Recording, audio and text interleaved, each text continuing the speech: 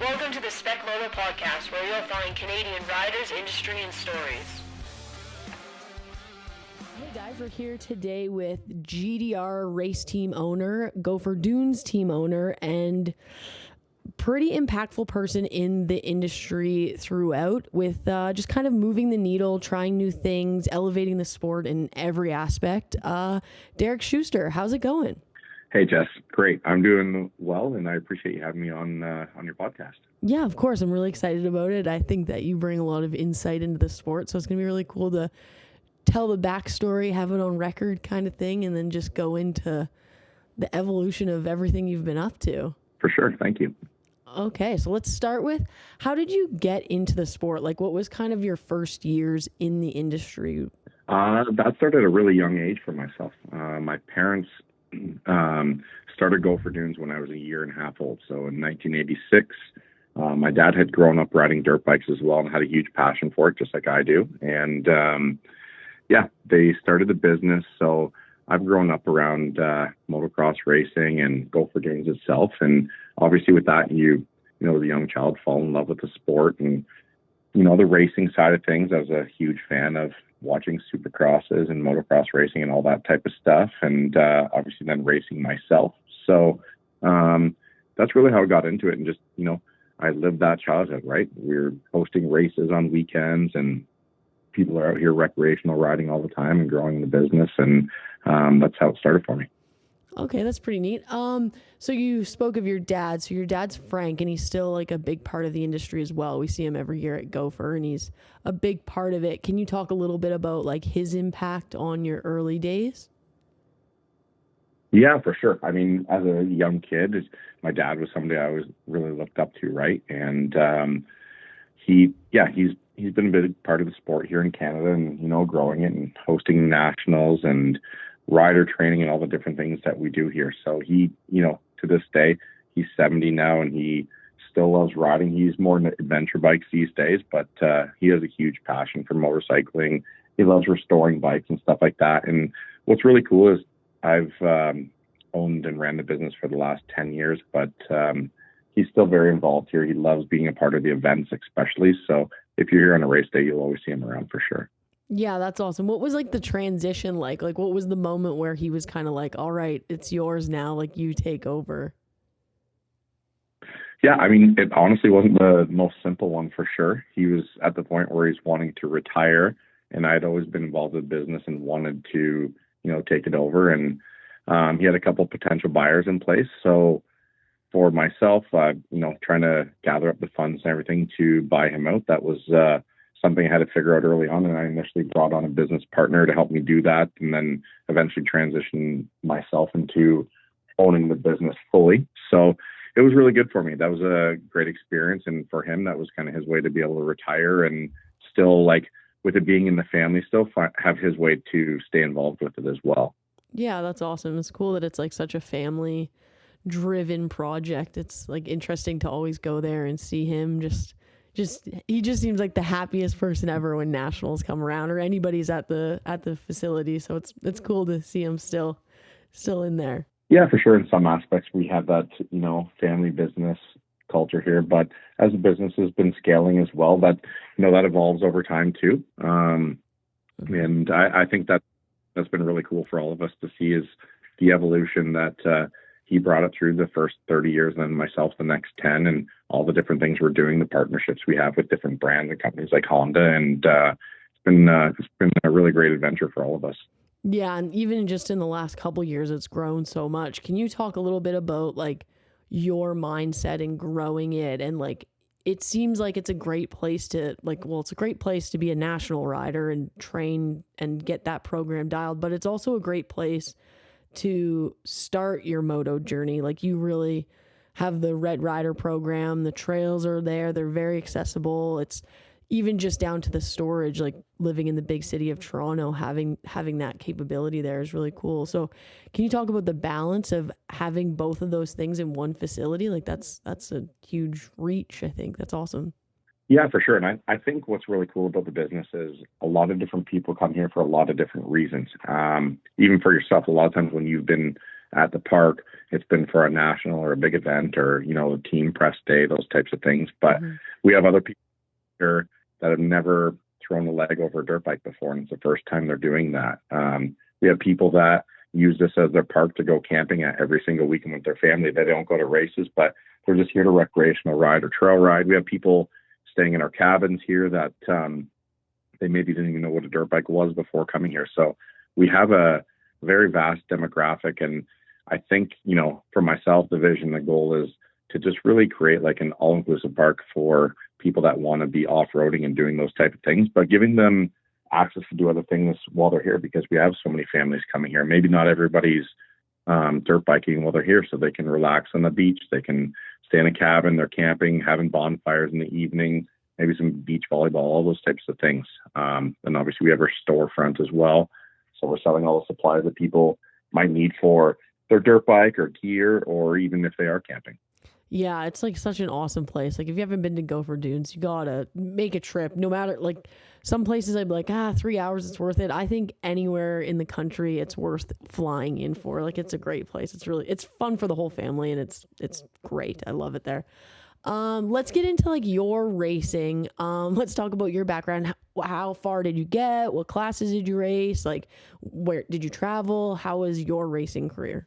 Yeah, you know what, I definitely raced as a child, but I wasn't somebody that was like chasing races, going every weekend, that type of thing. I definitely was into that for sure. But for myself, I absolutely loved riding. And I see that with my son. I was the same way. He's not necessarily into racing all the time, but he just loves being out on his dirt bike. And I rode ATVs and dirt bikes, and I loved all of it, trail riding on the track, all that kind of stuff. But I definitely did, get enjoyment out of racing and that type of thing as well, and the thrill of that, and just in the sports in general. So I love the competition side of things, which I'm sure we'll get into that with the race team side of things here in a little bit. But yeah, I did, kind of through the ranks of amateur racing here in Ontario and some local pro racing, that type of thing. But I definitely wasn't necessarily my main focus, I would say, for sure. But I think even though the racing side wasn't just being around the business week in, week out and seeing how racing works and all that kind of stuff, it definitely filled the competitive side of things for me for sure. Yeah, that's awesome. You can tell you're definitely competitive and results matter. You look at each team and they each have like different focuses. And I think the GDR team is definitely driven by success. So can we talk about the team a little bit? Now's a good time to transition into that. When did that start, and like how and why did that start? Like what made you think like, hey, we need to do this? Yeah, I wouldn't necessarily say my initial vision is doing what I'm doing right now. It just kind of fell into place like that.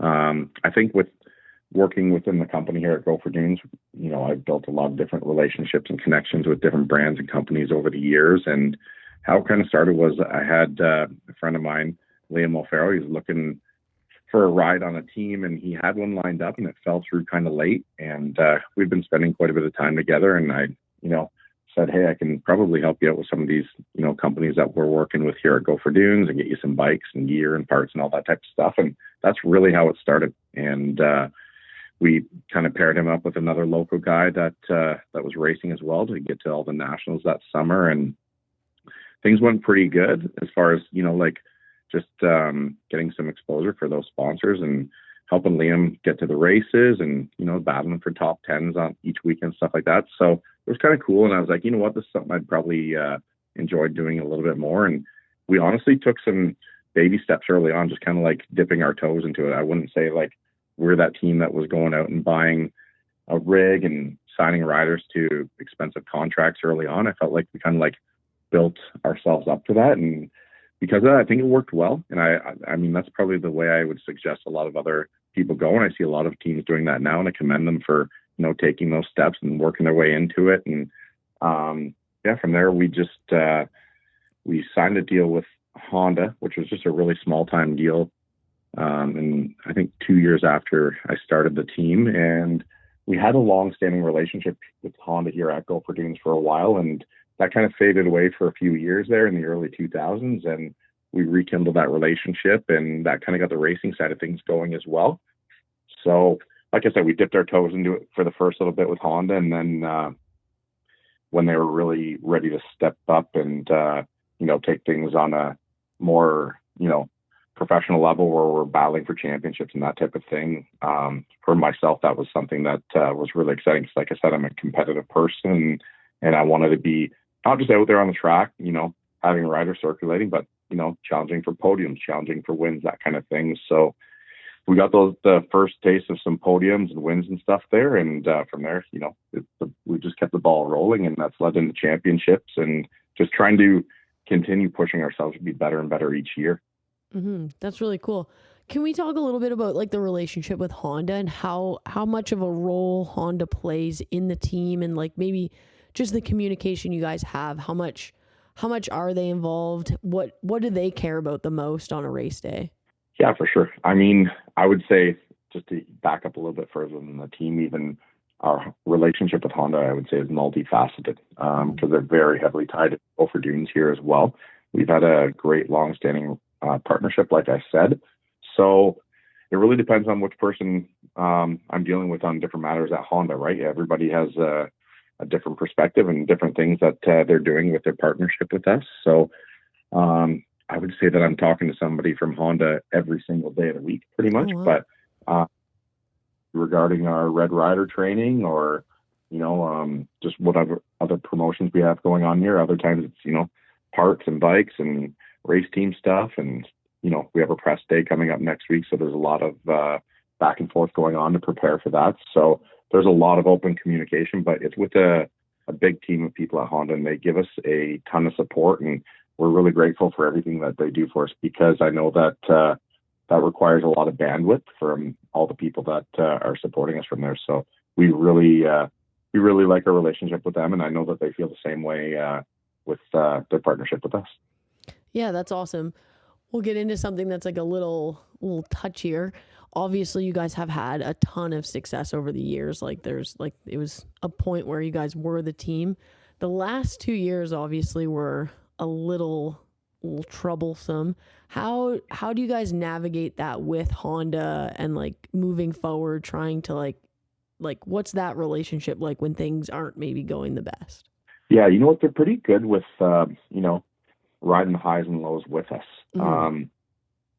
We don't get too wild one direction if things are going super great, and the same going the other way. We look at what we can do better always, and that's whether it's coming off a championship season or a season like last year where we had a bunch of DNFs.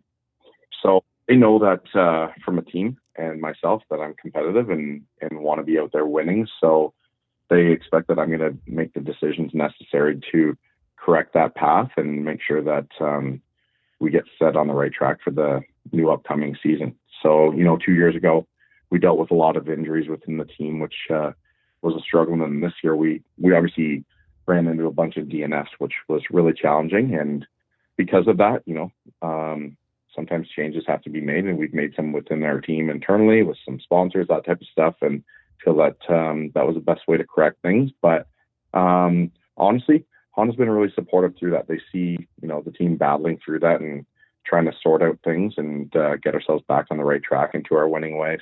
Yeah, I think that it's a pretty common thing for people to say like champions are born during like the hard times. So obviously this might be your guys' like rebuild winter. What did you guys get up to, and like what did you change from what you're allowed to say that will be different this year? Like how did you guys mitigate some of those problems that you guys had last year?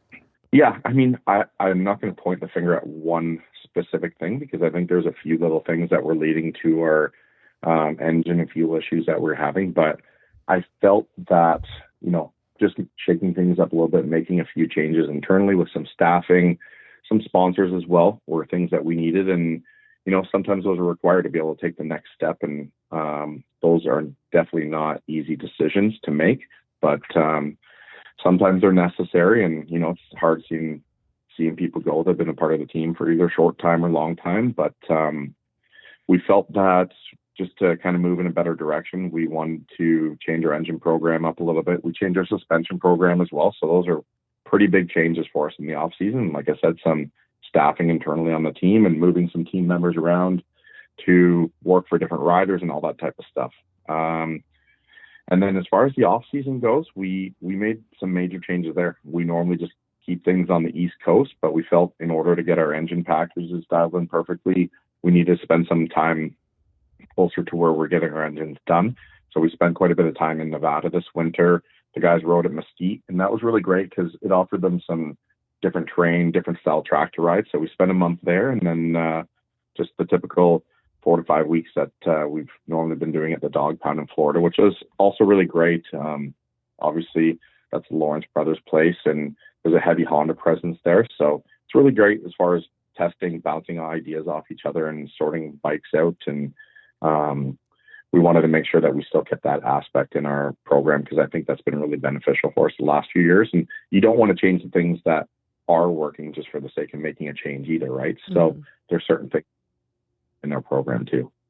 Yeah, so last year we heard a lot about Dylan doing a lot of testing for Jet because they were injured and stuff.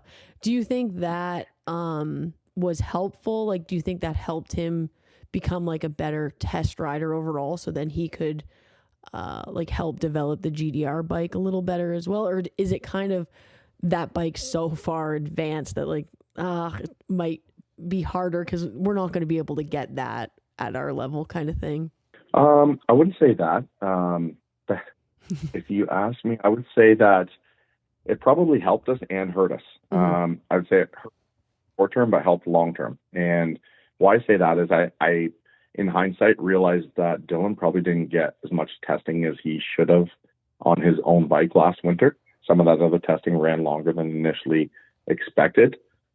But because of it, I think Dylan did become a better tester and have a much better understanding of what he wants in the bike, which has led to us making some of our changes here. So at the end of the day, I mean, I think for the long term, it was really great for us. And we try to do everything we can to help in our partnership with Honda, whether that's in Canada or the US as well. And I felt it was important to help them out in that situation. And I think it's an honor to even be able to have that opportunity for Dylan to get to do that for a while. So, but yeah, like I said, I think short term, he probably got to April, May, and felt like he was behind the 8 ball a little bit with his own bike, but definitely learned some things as well that were able to help him with testing and understanding the bike better going forward. And because of that, you know, Dylan still does help us ride the 250 and do some testing with that too. I think he's really improved on his testing in the last couple of years. And I want to make sure that the young guys on the team benefit from that as well. Yeah, that's kind of cool. I guess that leads us perfectly into the next kind of thing I was going to ask is, you've had a lot of riders stick with the team for like a lot of their career. Dylan's an example. Colton's been an example. Can you talk a little bit about like the relationship? Like obviously you and Dylan are pretty close. He spends a lot of time at Gopher during the year. Can you talk a little bit about like when you find a guy that you kind of connect with and you're like, hey, this is a long-term thing, like how that has like impacted the team and how you run things? Yeah, I think I'll start by saying I think, you know, maybe I'm biased, but I think our program is really great. But I also know that it's not necessarily for everyone. And what I mean by that is, I mean, a lot of people are going to be on the road often because they're spending a lot of time here with the team testing. And I think they get a lot of benefit from that. But if you're the type of person that doesn't want to be away from home often, you're not here in Ontario, or you don't live in Ontario, that can be tough for you. So yeah, that's, I think for some people it works really great, like Dylan that doesn't mind spending a good amount of time here, or you know, guys like Ryder McNabb in the past have spent a lot of time in Ontario, or Colton that lived here in Ontario. But sometimes for others, it might be a little bit much to be away from home that much and that kind of thing. And if you look at our team now, I think we got a great group of people that understand the requirements of being here in Ontario for a good chunk of the year, testing here, all that type of stuff. And Dylan Rempel, he only lives 25 minutes from the track here, so he's close. And with Braxton Zeitner and Hannah Cole, they're both on the property for the majority of the time as well in their motorhomes. So I think they're also seeing the benefits of that as well. They're away from home, but they have mechanics here on hand. They have multiple tracks here to ride. They have a gym, all that type of stuff that's available to them at their fingertips. So I think that's a big positive part of our program for sure. And we've seen, you know, bring a lot of success in the past. Mm-hmm. Yeah, for sure. So again, another perfect segue. We'll get into Hannah Cole and maybe the big push for the WMX movement. I've been struggling with this podcast to not turn it into full WMX, so we'll just keep a short little portion in each one. You guys have added Hannah to the program as the first female in the GDR history, which is awesome. And I do think you have been a big push behind the scenes for WMX. Can you talk a little bit about what you see in the sport as a whole for this year, and then going into like what helped you make the decision to add Hannah to the program? Yeah, for sure.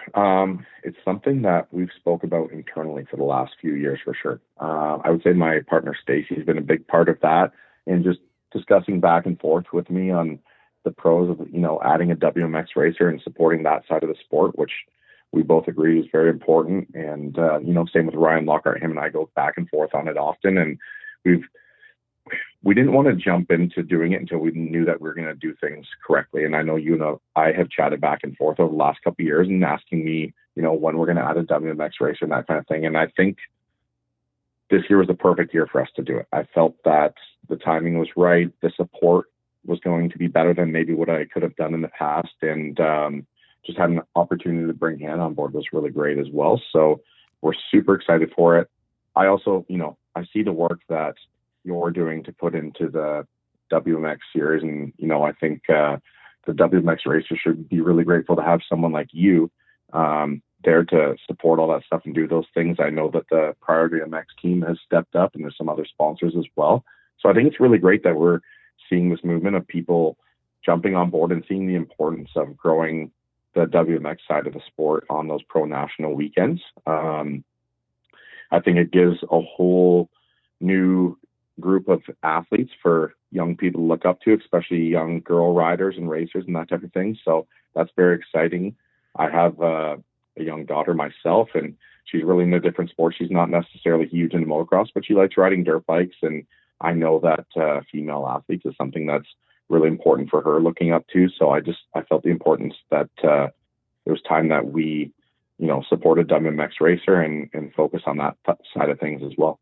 Yeah, that's awesome. It's greatly appreciated that the teams are stepping up this year. And I feel like it's been like a unified thing where it wasn't just one or two. It's almost like all of you have, with the exception of a few, we'll give them a pass, but we'll see next year, that's going to like help move the needle along with Priorities push and along with the series and the TV broadcast. So it is like a great time, and it is a good push. So I think it's great all around.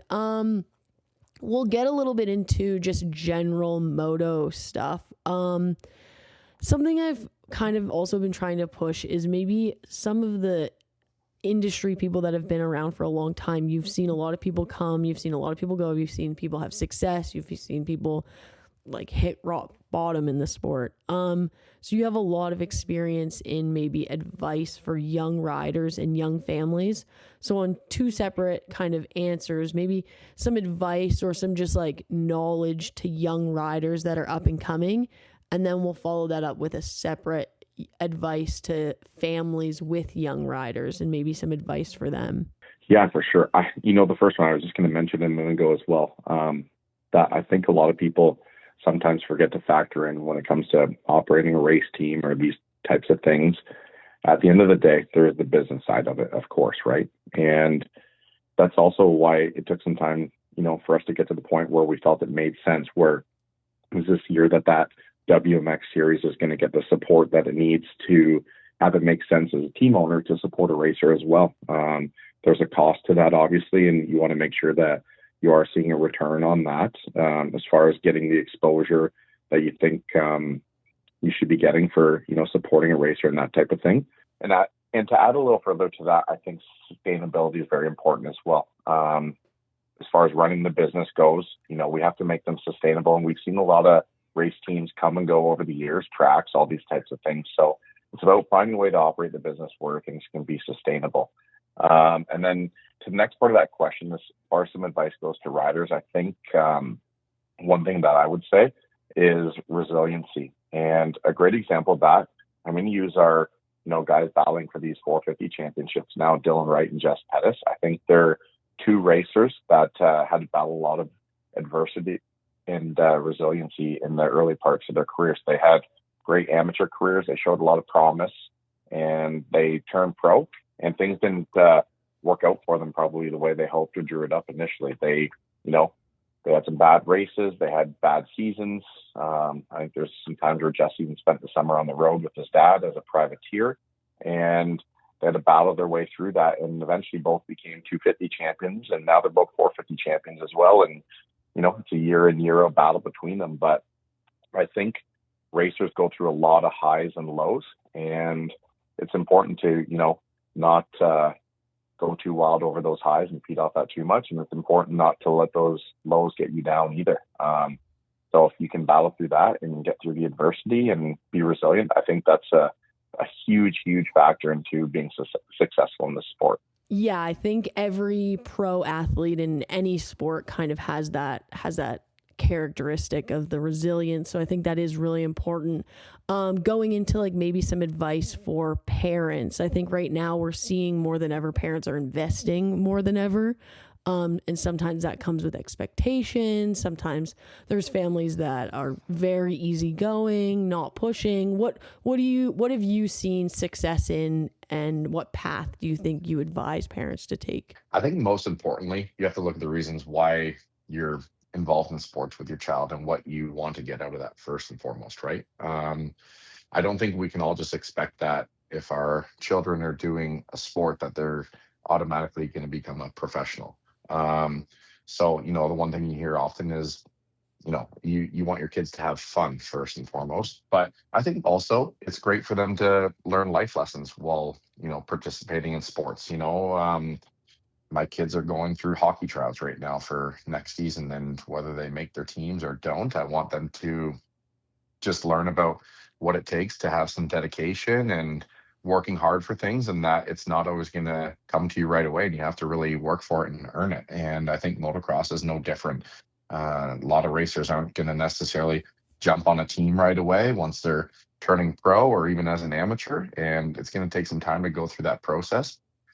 For the most part, most kids aren't going to make it as far as having a career goes. So what life lessons can they take out of that? How's that going to benefit them in the real world after, their childhood sports and racing careers go? So I think that's really important for families to always take into consideration and think about what they're going to get out of it. Are they going to see their child doing something fun that they enjoy?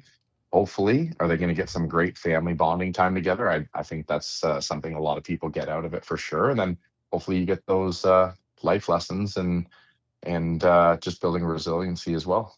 Yeah, I think that's really great advice. Just reminding you that not everyone makes it, but everyone can gain good life lessons through the sport. That's a great point. We'll get a little bit back into racing itself and nationals more specifically. Can we talk, we'll do a pro and a con, so we're not attacking anyone here. We'll talk about the series itself. Could you give us one thing you think they do really good, and then one thing that you think they could improve on? Yeah, I'll give it my best shot. First and foremost, I want to say I'm really excited about the upcoming season. I think that, Justin is a leader at the top. He has a lot of difficult decisions to make, no different than myself at a race team, right? And I think he's made some really great decisions this offseason, putting some people in some great spots to help build the sport. So with that, I'm really excited about what he has on the go. I love the communication that there's been between tracks, between teams this offseason. I think adding Brett Lee into the mix, helping him out, has been really great, and I see it making a difference so far. And I've been talking to other tracks and teams about that since that's happened, and they seem to be excited as well. So I like that Justin's willing to take a risk on things. He puts a lot of effort into it, and he's willing to make changes when something's not working. I think that's really important. So he's got some big expectations for this season, and so far from what I'm seeing, I think they're going to work out well. Now, as far as cons go, I mean, there's always going to be a few different cons in the series, and I think just some follow through on certain things has been tough at times in the past, and whether that's Justin himself or not having the right staff taking care of things, I think that's both of those probably could be blamed a little bit, but I'm hoping that the follow through on some of the stuff going forward improves, and I'm already seeing improvement on it right now. Yeah, I agree completely. I think there's this preseason has been more communication than ever, so I think that's a good sign. And like you said, it's all right. Let's see the follow through kind of thing. That those are great points, and I agree. So going into 2026, we know that most of the tracks are being their own promoters versus in previous years. It's been a little different. And last year, you guys took the initiative and did that for the year as well. So can you talk a little bit about the excitement of that, and like if you're any exciting things to come that we can expect at the Gopher Dunes round or anything like that? Yeah, I think that, us taking the national over on our own last year, it was a great step for us, as there's certain things that I wanted to do a specific way, and I was able to do that. The other thing that is important to remember as well, each track knows their own local market, and I think that we can then do things that work well in our market, but we're still also working with Justin and the series on promotion and all that stuff. You want certain things tied in and consistent week after week. So it's really important that even if you're promoting your own event, that there's still some, parameters that you're staying within for doing that. Yeah. Brand recognition's like super important with that kind of stuff. And I think Absolutely. I think all of the tracks are doing a really good job with that so far, where it's like we're starting to see posters and everything. We're almost a month away. And in Calgary, we're starting to see it. So that's a good sign. That's also interesting. I don't know if this is public knowledge, but I think Calgary's the only one that's not the promoter of their own race. So I think we'll see. Yeah, and I think that has to do with ones. the fact that it's probably not going to go beyond this year, as far as what I'm hearing. And I think you know more about that than I do, probably. Yeah, I think it's also like the not-for-profit situation. I think it's not really a business, so I think it would be harder to run that as like a thing that needs to like profit, versus what they're trying to do is just kind of And be the other an thing as association. well, yeah, I would say pretty much every track owner, they're an entrepreneur of some sort, and they're in a business where they're taking some risks for sure. So I think it's important to have some skin in the game in their own event as well, and ensuring that it goes well and taking the pride in it to make sure that you've done everything to do so. Yeah, exactly. I like that so much, where it's like if you put in more work, chances are you're going to profit more. And it's kind of like a risk versus reward thing, where, like you said, most of the track owners are entrepreneurs, and that's kind of what lights the fire under your butt, I think. So I think it's good. For sure. I love it. I love that that's how they're doing it this year. It's a good idea. Yeah, it can add a little more stress and a few extra gray hairs, right? Like, yeah. I know the weeks leading up to our national, or any event for that matter, I open my weather network app 100 times a day, and you're analyzing every little degree change or rain percentage change, and you can drive yourself crazy doing that kind of stuff. But that's just a part of it. Yeah. I feel like sometimes I look at you guys and I'm like, man, they just love to just put themselves through stress, whether it's the team or the track. Like there's a lot of things that are out of your control in those situations. And man, that must be so hard. If you had to pick between the track or the team, like obviously that would be a very tough decision, but if you had to, which one like kind of fills your cup the most? They definitely fill my cup in different ways, for sure. And I mean, Gopher Dunes is the one that I make a living off of, for sure. And because of that's always going to be the number one here. But I do think that the two companies complement each other quite well. And yeah, like I said, I fill my cup in different ways from the two of them. I mentioned earlier that I'm a competitive person, and I still feel competitive, when it comes to racing, those type of things. And this is a great way on the team side of things for me to stay competitive as far as operating a team and going to try win races with our athletes and championships. But I look at Gopher Dunes the same way as well. We're always trying to up our game here and continue to make the park bigger and better and offer more things. So I definitely treat the two of them quite similar in a lot of aspects when it comes to that. Yeah, that's really cool. That's like kind of competitive business. Some people got it, and it's fun when they do. Yeah, and I think our biggest partnerships, they also work hand in hand with the two companies. And I look at Fox and Honda as those. They both companies are heavily tied in with both businesses, and I think it all ties itself in very nicely to each other for sure. Yeah, that's really cool. We could talk a little bit about Fox and like some of the cool things. Like last year, I think there was the first aid. I believe it was first aid, right? First aid kit that was at Sandalee, and then Yeah, also Canada you Red guys, Cross. yeah, Red Cross. That's what it was. And the retro kit at Gopher. Yeah, it was at Yep. Gopher. Can you talk a little bit about like what goes on behind the scenes of something like that? I'm sure there's something planned for 26 that we're not allowed to say, but what, like, how far out does something like that have to be planned, and what's the communication like with Fox for something like that? Yeah, I'm sure sometimes they probably wish I wasn't always pushing the envelope on custom gear kits and that type of stuff too often, because there's a lot of work that needs to be done to make all that stuff happen and to execute it properly. But we're always thinking up different ideas. And for this year, we normally save that until the week leading up to the national to say what we're doing. But this year we decided to do something a little bit differently, and we're doing a 40th anniversary Gopher Dunes graphics kit, and we've already released some photos of that bike just because we thought it'd be fun to do that and celebrate that as part of our 40th anniversary here at Gopher Dunes. Okay. So that's something a little bit different than what we normally do. So you'll see that bike on display here at Gopher Dunes next week when you're here.